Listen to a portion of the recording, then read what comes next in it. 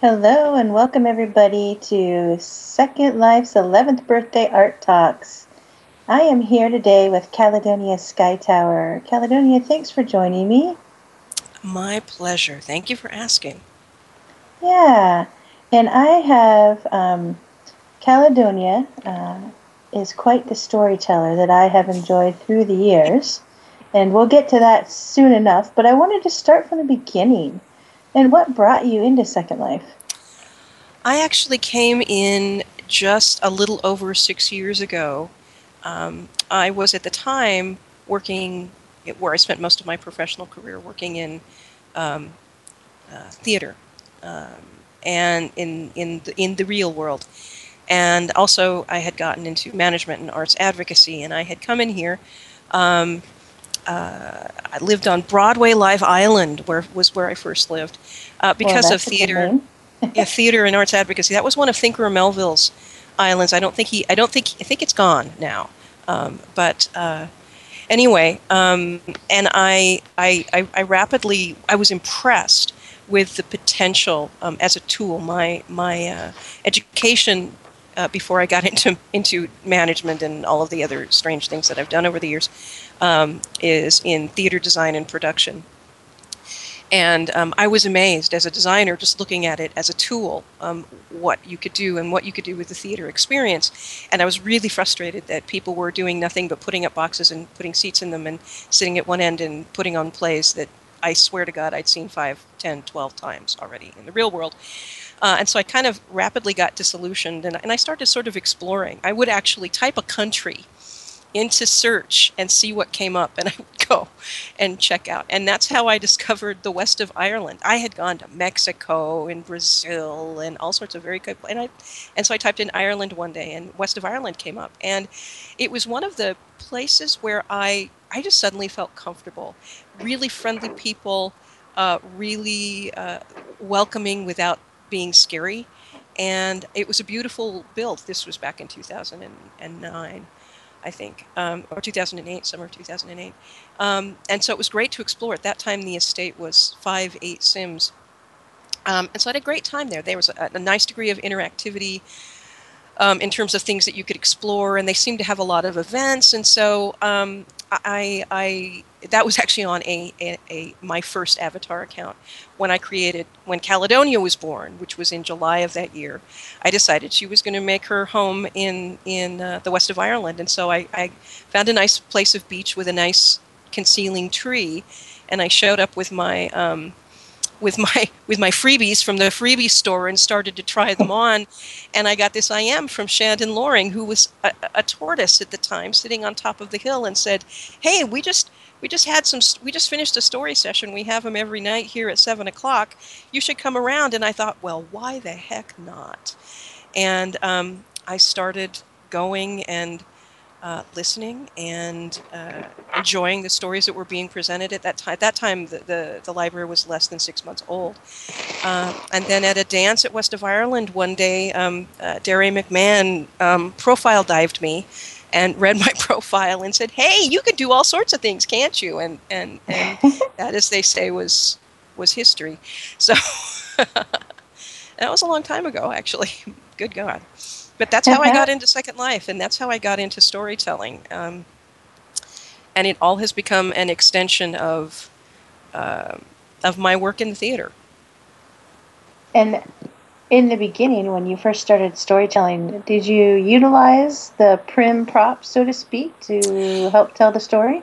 Well, it was funny because as somebody who does technical production, I build and paint stuff in real life, and it was an interesting process learning to do that in the computer, but all the same principles applied. I started out pretty simply, and I look back at some of those sets now, and I'm yeah, I'm a little embarrassed. What was it that I built recently? I built a bridge, a pipe run bridge in a build that I'm creating that's reminiscent of tower houses in Ireland, and this was just a simple bridge, but it was about 153 prims. Yeah, I'm a prim hack. Um, and I was thinking when I finished it, I did it in about 50 minutes. I was thinking that when I first started building, hack, that's CK, not hag, that when I first started building, it would have taken me hours and hours and hours and hours to do that. Um, I still remember the first set that I built and how I just labored over it. But I'm still floored to this day with how much you can do. I mean, I think that certainly I've always been a fan of sculpties when convenient. I find mesh fascinating, and it makes sense to me. But I'm still fascinated by what you can do with simple shapes. There's so much you can do with simple shapes. Yeah. And so that's still kind of where my head is at this point.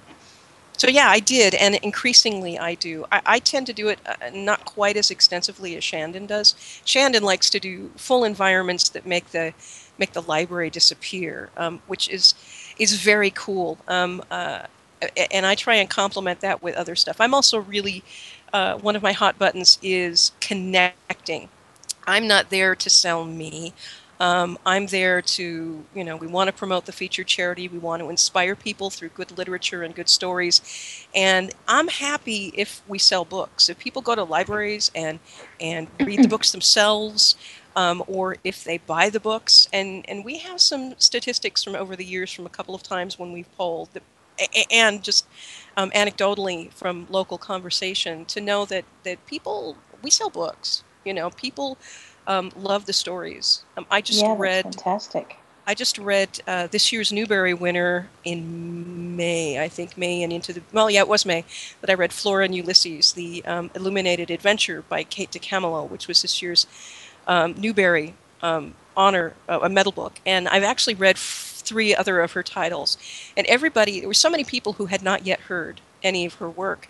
And it's wonderfully accessible work. It's very fantastic in its premise, but it's very, very heartfelt and human in its message. And that everybody was so thrilled with it that I went back and just finished this last week rereading the very first Kate DeCamillo book that I read in Second Life, which was The Tale of Despero. And so I'm excited. I am excited at the authors that I have discovered. If it hadn't been written in a play before I came in Second Life, I might not have known it, or a piece of classic literature. So Neil Gaiman was definitely not on my radar, and Aoife Lorfield read Stardust at the library, and that was the same year that Neil Gaiman won the Newbery with Graveyard Book.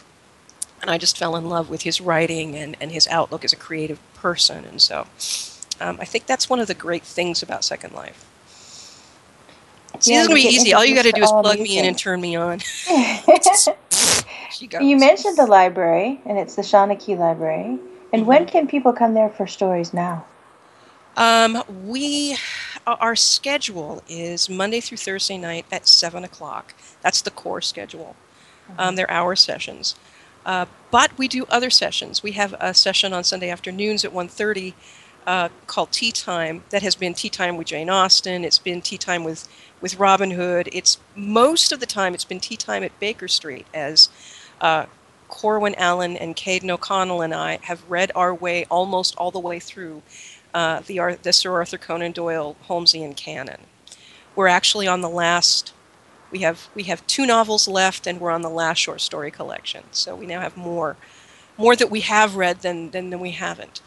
But people can find out about the library and even check on this. So sometimes on weekends we do things other places, and we have a pretty extensive estate in Kitely at this point.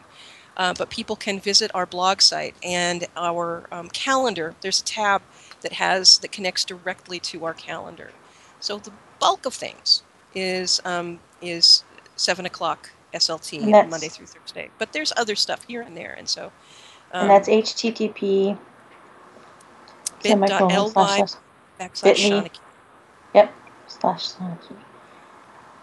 Yeah. And I definitely advise anybody who loves to listen to stories.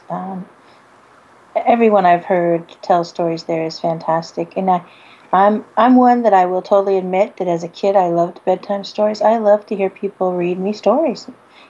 It's There's fun. something there's something wonderful about this particular medium as a way to, whether you're doing traditional telling or whether you're presenting literature. Uh, there's something wonderfully intimate and communal about it at the same time. Part of it is the technology. You know, most people are listening on headphones or in speakers. We have had some instances with certain pieces of literature where we know that people brought people in the room and families were listening on speakers to, you know, Charlotte's Web or something that was being presented. But yet at the same time, just because of the technology, it feels like someone is reading to you. And I know my approach always is that that's what I'm doing. I'm reading to you. I'm just reading to 12 to 18 yous at one time. You know, um, I read to I read for myself. I figure I don't have any clues.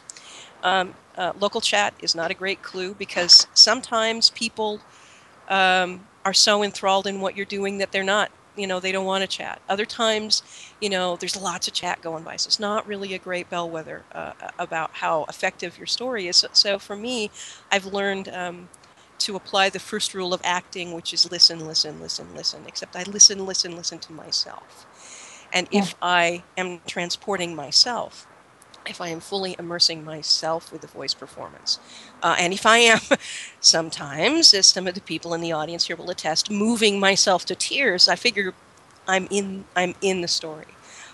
And I, you know, I can be tired, I can feel lousy, and I'll sit down and I'll start a session, and within 10 minutes I will feel fine. And I will feel fine for 20 minutes after the session until I realize that I felt like crap 2 hours ago, and then I do again. So Aw, so I think that for me, it's a magical experience, and I think that that people appreciate that. That it's more than just reading. And we have such right. a wonderful cross section from people who have some sort of performing experience or uh, or do, you know, voiceover work, to people who are just really enthusiastic readers who and some of whom who have grown immensely. I know Gyro Muggins, who does science fiction with us. The difference between Gyro now and when Gyro started is tremendous, and he puts a lot of heart and a lot of thought into what he does, and it shows. And he has quite a following as a result, and you can't help but be proud of that. You know. Yeah. Oh yes, he tells a great sci-fi story. Well, so how has this reversed for you? So how has creating scenes, sets in SL transferred to your real life theater work? Well, initially it was thoroughly just strictly tool based. As a set designer, you're often building models, and one of the big things about one of the big drawbacks about building a model is you're building a model to scale. You know, because it's got to fit in your car. You know, it has to sit on a tabletop somewhere, and they're wonderful. And the smaller you make them, the cuter they are. But they don't always give you a real representation of the space. And the reality is, your eye is never the same scale as the model. Only the model is scaled.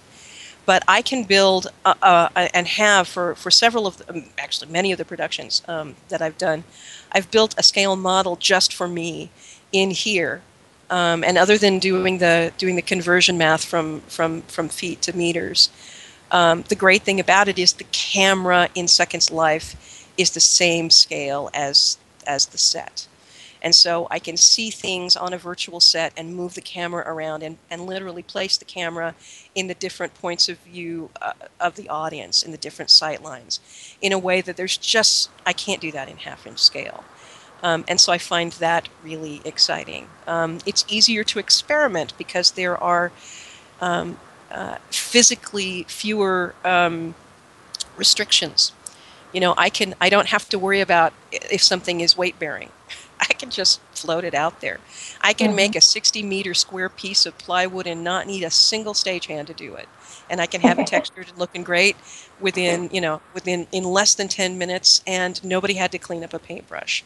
So for me, it's been a great way in the real world, the economy is difficult on performing organizations that I would be working for, organizations, operas and theaters.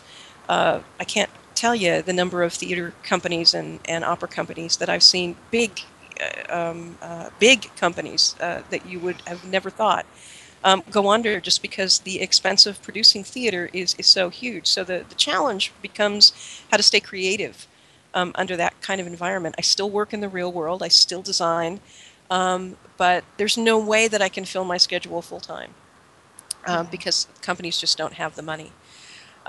So working in the virtual world has been great, and the fact that it tied into this presentation of literature, which tied into writing, has been an amazing culmination of my entire creative life that I'm not sure would have happened without the virtual world. Yeah, that's fantastic. It's like you merged your passions all together. It is. Shandon Loring and I often say if we could make a living doing this, we would. You know, building Never sets and say telling never. stories. Yeah. We're still working on it. It's dreaming is a good thing. Having goals is a good thing. Have you ever invited a bookstore to participate, like read a story for them that they just got on the shelf that they could promote, come into Second Life and see it virtually? I've had better success promoting with individual authors, Ah, people I know who started self-publishing. Part of the challenge with dealing with the real world is the challenge that we all have. This is a very difficult thing to explain to people. I've been I often this is sorry I'm going to go a little around here. I usually pick something in a course of a month that I use sort of for inspiration. Sometimes it'll be listening to YouTube videos. Sometimes it'll be a book, something. This month, I'm going back to the first episode and watching all of the Drax Files World Makers um, episodes from soup to nuts, 1 through 20. And they're reminding me of all the things that I love about this as a creative and expressive tool. But the most difficult thing to do is it looks like a game to people, and so they think of it in terms of winning and losing. Um, and it's hard to get across to them the concept of user-created content. right. And actually, in fact, next week we're doing a presentation for a theater company in Seattle for Book at Repertory Theater. They are a theater company that has developed a very unique form of theater, and they do original adaptations of literature all across the spectrum from classic to contemporary.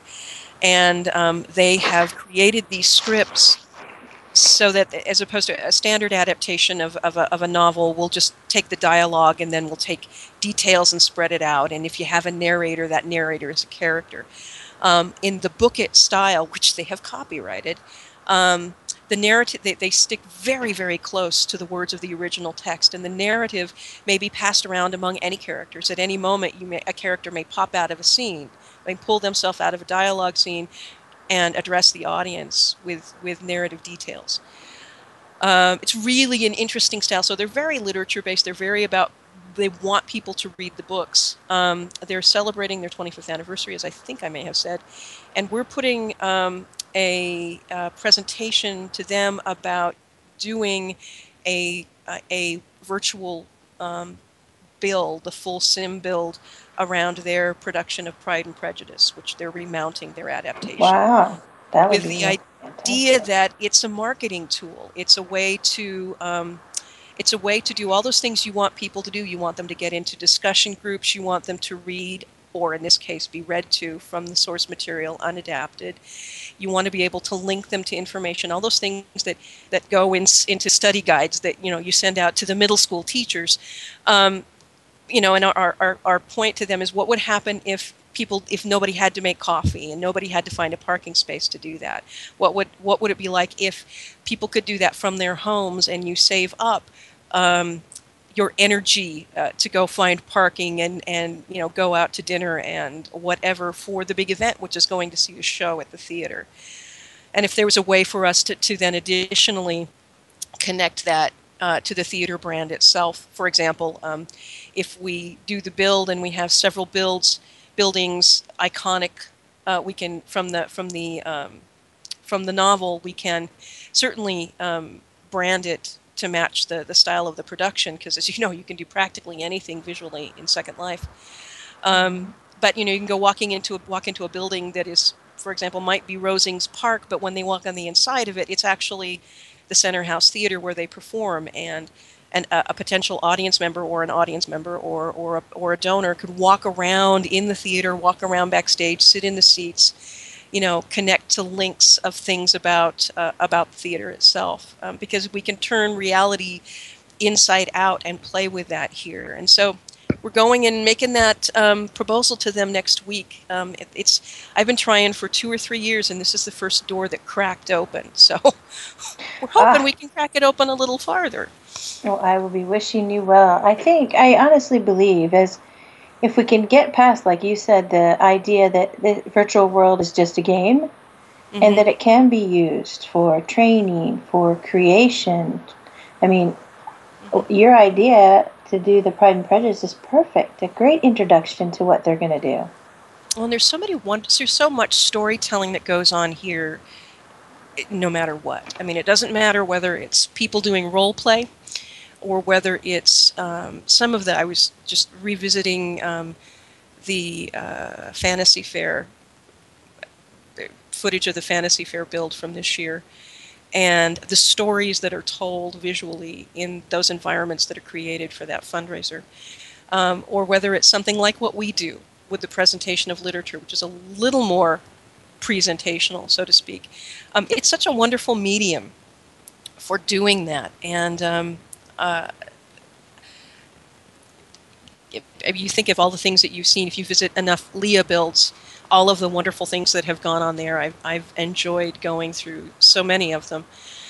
And they're great. They're great storytelling vehicles. Even the creative things that have come out of here, like the photography community, and what happens with Photo Hunt, and so many of the wonderful work that happens there. It's all very, very creative, and it's not all of the top of mind stuff that tends to come out in the press about people who are socially maladjusted, or or people who got on for internet porn. Yeah, okay, you can find that anywhere, but I can also get out in my car and drive 2 miles away and find that. So it's it's not about real world versus virtual world. It's about life versus life. So it's a valid point. You can find anything in here that you can find out there, but then some, truthfully, because you can, as you said, make sets without, the 6 people moving big sets. You can create all sorts of atmospheres in here. So what story has been in the back of your mind to tell using this that you haven't done yet? Well, it's interesting because Dubna is out here, and Dubna and I have a project that's been in the works for an embarrassing long period of time, that we want to do with independent ballet, and that is to take an original story that I wrote, that was published in my first collection, a trio of Irish tales that's called The Oak. And we want to take that and convert it into a ballet. And unfortunately, I moved significantly in the middle of this, and among other major life changes. We wanted. It's a great opportunity for me to design a set, to create some original painted plates that we can scan and use as part of those sets, and tell an interesting story about. It's not. It seems like a story about a little girl, but it's actually just a story about the endurance of the land. So that's actually one that I'm looking forward to. I've told the story a lot of times, but Dubna jumped on the idea right away, and she's right that it's a perfect vehicle to tell the story through dance. And so I'm still hoping that we're going to do that. I found some of the plates the other day, Dubna. It will happen. I thought that I'd packed them, but God knew where, but I found them. So And I'm actually really excited about doing more creative set work to support stories, and I'm going to make my first foray into using a computer tablet to draw. So that will be, I'm inspired to And do that.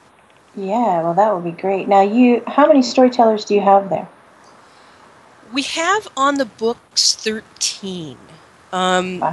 Now, not all of them are reading at any one time. We have some folks. There's some folks like me who are the diehards. Except for the occasional week, I've pretty much presented every week, every year, every month since sometime in late Yay! 2008. Sometimes it's not untypical for me to do 2 or 3 sessions in a week. And I love to do it. I still love to do it as much as I did the first time I did it. And Shandon, of course. And then we have other people who come and go.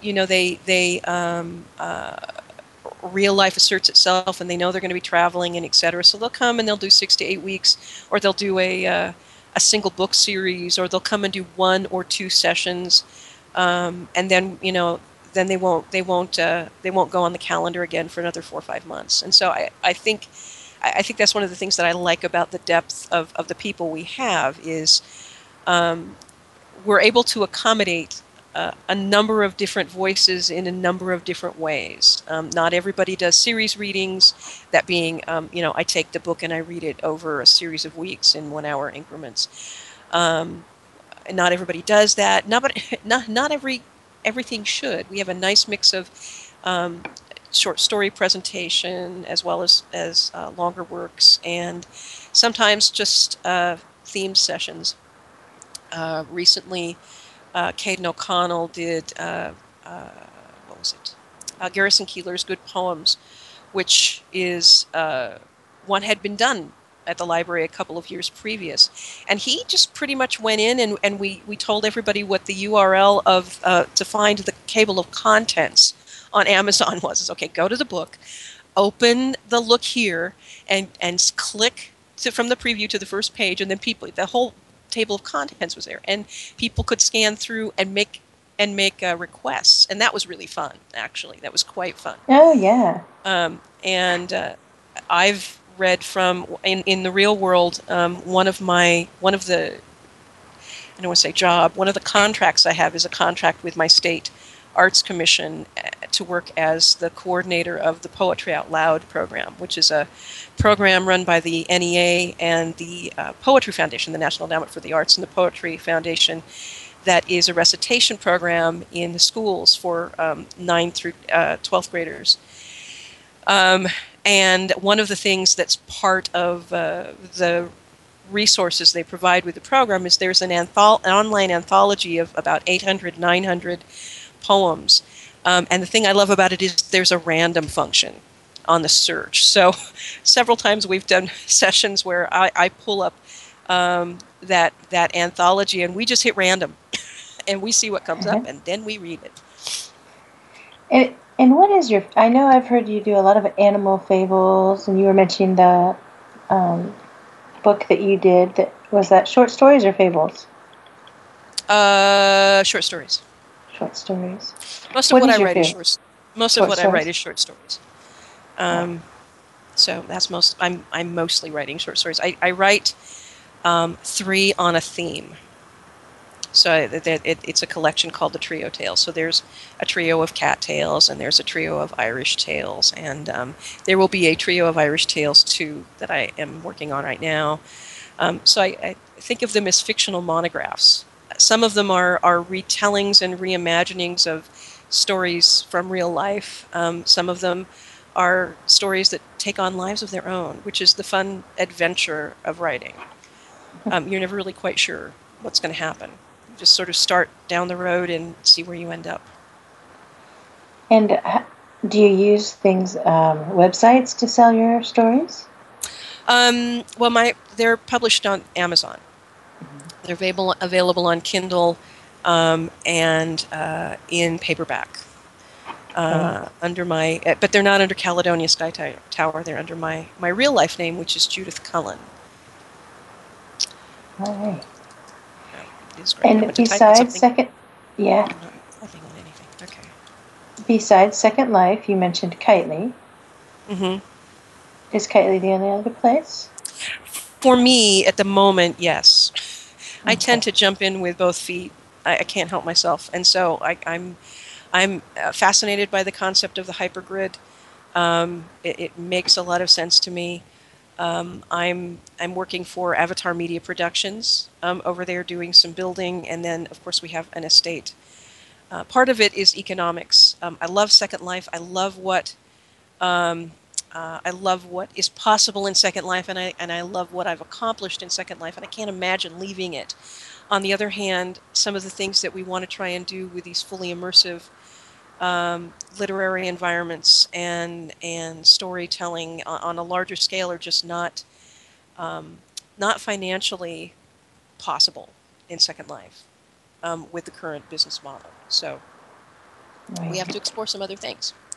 And who knows? Who knows? You know, the only thing you know is I think it's a boring world if you start down a path knowing exactly where it's going to go and exactly what you're going to see on the way. Sometimes you just go down a path to see where it takes you and what you'll discover. And for me, um, and Second Life is probably the textbook case of this. It's amazing sometimes what happens when you just take a step and go down the path and see where it takes you. Takes you on a great adventure. Hmm. Well, Caledonia, I want to thank you very much for joining me today for Art Talk. It's Second Life 11th birthday here. Um, I think your storytelling is a big part of Second Life and a great asset.